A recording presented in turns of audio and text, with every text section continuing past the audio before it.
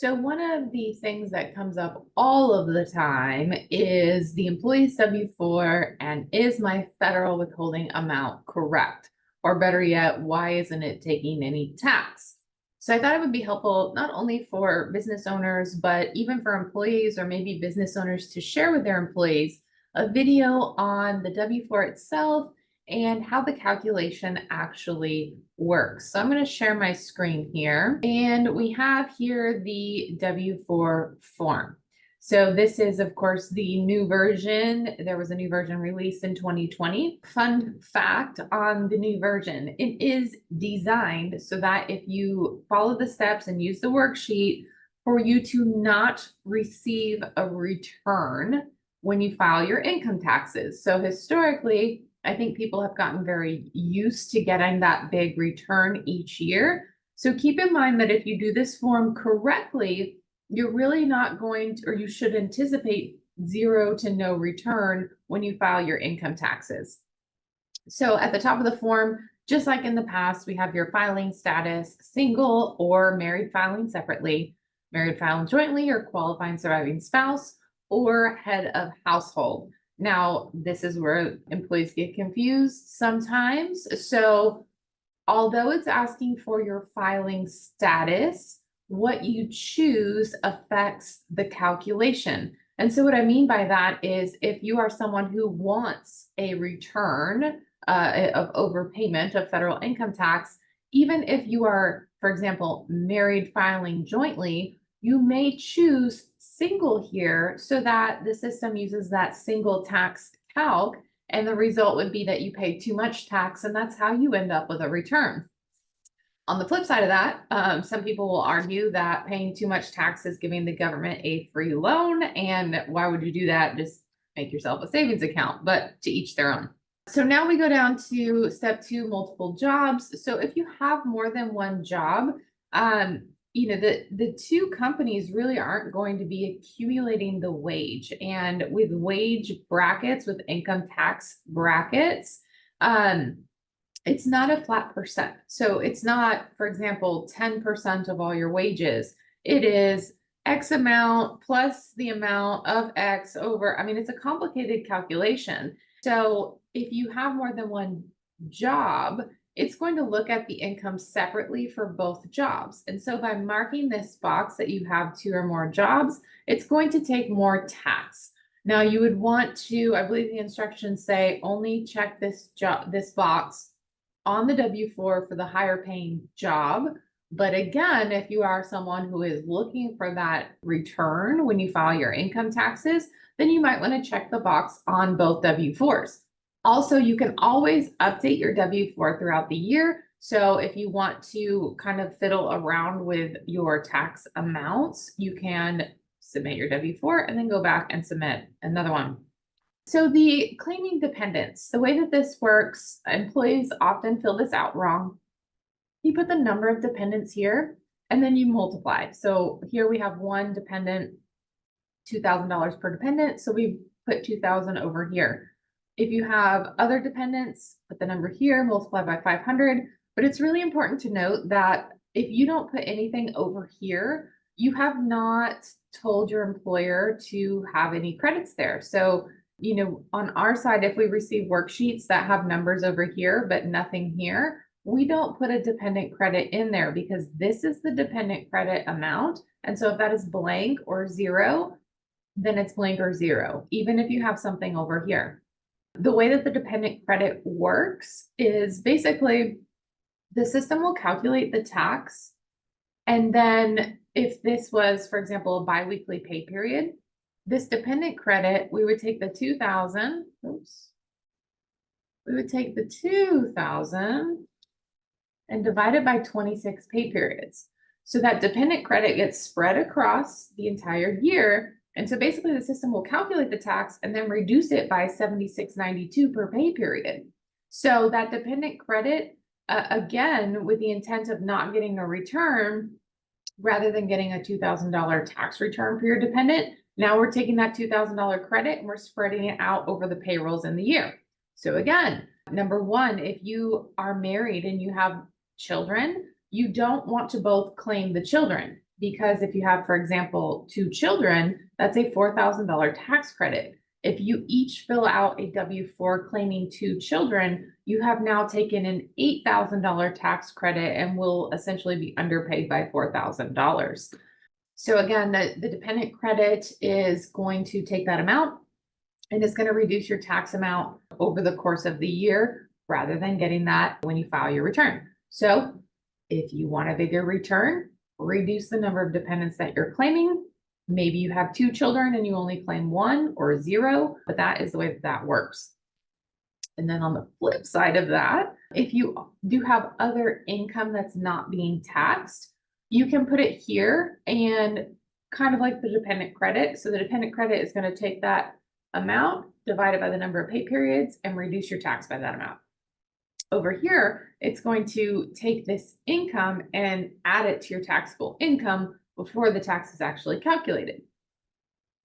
Then on the deduction section, if we pop back over here, so deductions is going to go in this worksheet here. We'll pop over to that in a second. And then extra withholding. So this is an amount that gets tacked on at the end. So it does all the calculations and the pluses and minuses. And then it says, and add $25 per payroll.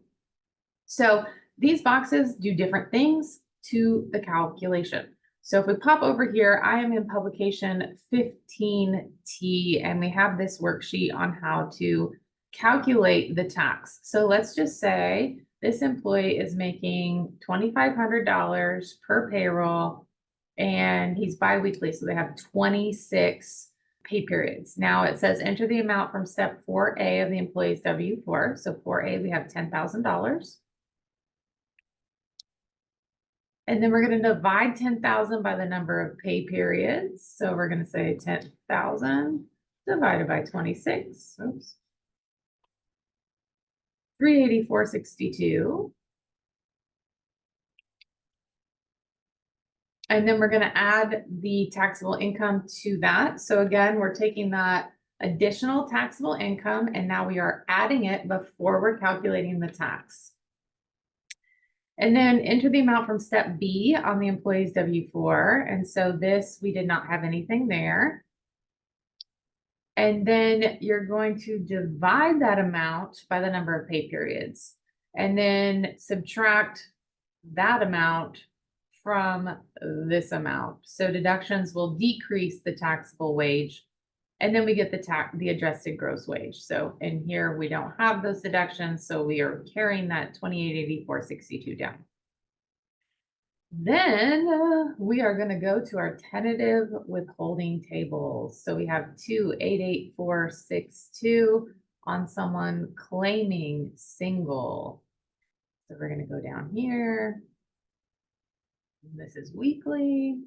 Okay, so 2884. So we are in this row here. Now you have a row for the income, the taxable income. And it depends on what their status is. So we have married filing jointly. And so with that, it would be 194 for standard. If they had that box checked for 2 jobs, that would increase from 194 to 322.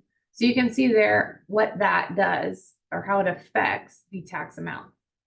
Same here, head of household, 233. If they have 2 jobs, 426. But we are over here in this right column because he is claiming single. And so we are at 322 for the tentative tax amount because he did not have 2 or more jobs. So we're going to use 322. All right, so we have 322 as our tentative tax amount.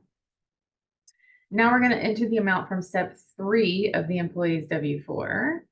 And here we have the $2,000 dependent credit. And then we're going to divide that by the number of pay periods. And we get 7692. And so now we're going to subtract the 7692 from the 322. And so that brings his withholding down to 245.08. And then we're going to go over to 4C, extra withholding, and he wants an extra 25 bucks taken out. And so then we're going to add that and we come up with 270.08 as his tax amount. So again, when we are looking at the W-4, single is going to be the highest withholding. So if someone is asking, how do I increase my federal income tax? You can use single rather than head of household or married filing jointly. You can check the checkbox for multiple jobs. Again, even if you don't have multiple jobs, this will affect the calculation and increase the tax. You can reduce the number of dependents. You can increase or add additional income, or you can add an additional withholding amount. So those are the ways to increase your federal income tax. Again, checking this box. If you have 2 or more jobs, you should only be checking that box, or at least for the instructions, you should only be checking that box on the job with the most pay. In this section for dependent credits, make sure that you are taking whatever number you're entering and multiplying it appropriately, and then carrying that sum total over here. And then again, this amount is going to be divided by the total number of pay periods and will reduce the calculated tax amount by that amount each pay period. Other income, that is going to add taxable wage, just like the dependent credit. We are going to divide that by the number of pay periods and add that additional income amount. If you expect to claim deductions other than standard deduction and want to reduce your withholdings, you're going to use this worksheet. And we didn't really go into that, but there's a whole big worksheet for that. Here we go, deductions worksheet. And then extra withholding, if you want to just tack some extra tax on, you can go ahead and do that. So if your income and situation is going to remain fairly similar this year compared to last, and last year you owed $2,000, then you might take your $2,000 and divide it by your 26 payrolls and say, okay, I'm going to add $76.92 on there. So again, lots of different things going into this form, and each field is going to have a different effect on the overall tax calculation. Again, looking at it here, you have the taxable wages. And again, that is not gross pay. So if the employee has Section 125 deductions or retirement, not Roth, but like an IRA or 401k, that would reduce the taxable wage. You take your pay periods, and then we're going to take the additional income divided by 26, add that there. So now we have the total taxable income of $2884.62. We did not do any additional deductions here. And so then we have $2884.62 as the taxable wage. We use the table below to determine that the tentative withholding amount is $322. That dependent credit brings it down $76.92 per pay period to $245.08. But then that extra withholding amount bumps it back up to $270.08.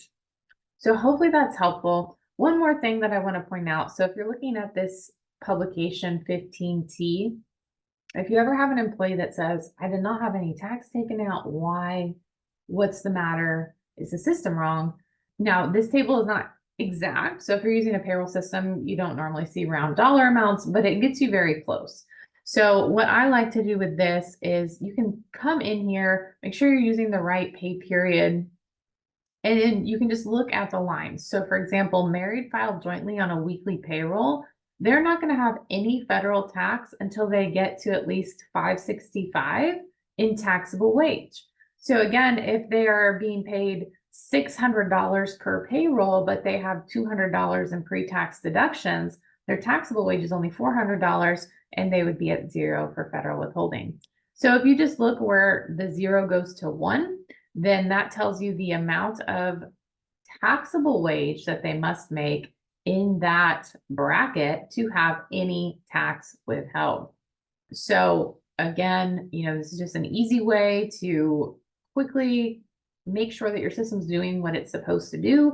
Biweekly is more common than weekly, so just going to pop over here. And so here we can see for married filing jointly on a biweekly pay frequency, you're going to have to make about $11.35 in taxable wage just to have any tax withheld at all. Now at that same wage, if you're married filing jointly with 2 jobs, that would be $61. If you're claiming head of household, that would incur tax. So it depends on a lot of different factors. You can see up here, let's see, for single with only one job, their tax starts at about 565 per biweekly. Single with more than one job, that starts way down at the bottom at about $285.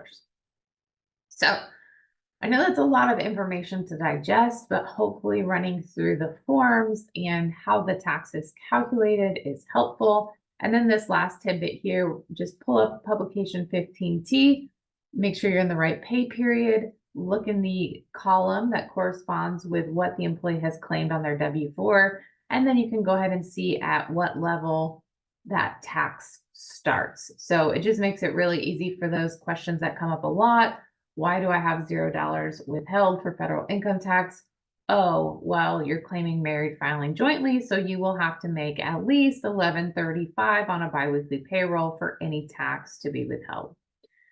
As always, if you have payroll questions, please don't hesitate to reach out. We are here to help, and we'll probably give you more information than you want to know. You can also find us online at valorpayrollsolutions.com and take advantage of our free consultation there. 30 minutes, whatever you need to ask, the floor is yours. Or if you have questions, you can also just drop them below and we'll get back to you.